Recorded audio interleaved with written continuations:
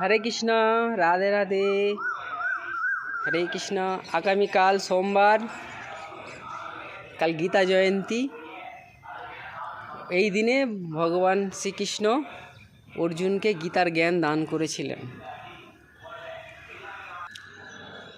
এই দিনে গীতা পাঠ করা, গীতা দান করা, গীতা শ্রবণ করা খুবই ভালো। আর কাল একাদশী আছে, মোক্ষদা একাদশী। মোক্ষদা একাদশী প্লাস গীতা জয়ন্তী দুটো একসঙ্গে। কালকে মহা উৎসব। মায়াপুরে তো প্রচুর ধুম যজ্ঞ হচ্ছে। কালকে 700 গীতা শ্লোক পাঠ হবে, তারপরে যজ্ঞ হবে। মায়াপুরের ব্যাপারই আলাদা। আপনারা সবাই মায়াপুর বা ইস্কনের জন্য কোনো মন্দিরে যাবেন, গিয়ে গীতা পাঠ শুনবেন, শ্রবণ করবেন, কীর্তন করবেন।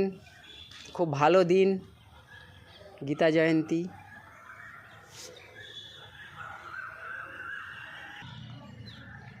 হরে কৃষ্ণ, হরি बोल।